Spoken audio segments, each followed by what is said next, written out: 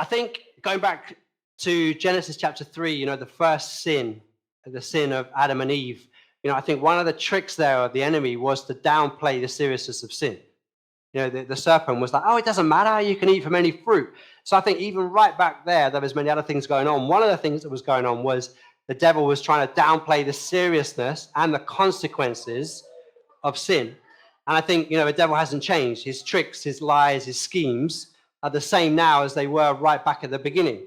And I think one of the major schemes of the enemy, especially in the West, I would say, is downplaying the seriousness of sin. Oh, it doesn't matter if you do X or Y. Oh, it doesn't matter. It's not an issue. It won't hurt you, or it's someone else's issue. Those kind of phrases, those kind of things, all the time downplay the seriousness of sin. And I think we realize from Scripture that sin is incredibly serious because Jesus had to die on the cross for the sins of mankind. And I think the other thing is that all sin has a consequence.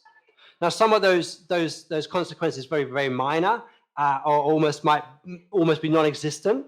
But if we're not careful, what happens is, and you see this in so many of the Bible characters, like Samson is a great example. He was a chosen man of God. He was anointed to be a leader of God. And yet you see this slippery slope of many, many choices of, oh, it doesn't matter, to lead to this terrible, place of sin that ends up in his death and the whole shebang. But it's loads of little choices that lead to that consequence of sin.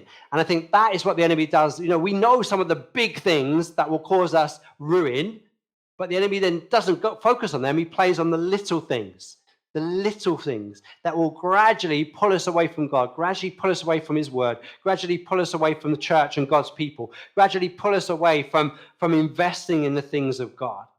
So I think the devil is incredibly clever and scheming. And in this day and age, one of the key things he does is to try and say to us, doesn't matter, it's not a big deal, it's only a little thing. And if that happens again, and then again, and then again, and then gradually you're all the way down to a place where you are in serious trouble, and there is sin that really impacts your life, your walk with God, your family, your marriage, your work, or your relationships with others. It doesn't happen straight away, but it's a result of many, many, many, many tiny little sins that the devil tells you doesn't matter, but end up in a place of calamity and destruction. So many men who commit adultery, it's 1,000 choices that get to the adultery. And you can look at that in many other areas of sin. It's 1,000 different little sins that ends in the blow up, that ends in the huge consequences. So I think it's the devil's scheme is to make us think that little things don't matter and to downplay the seriousness of sin.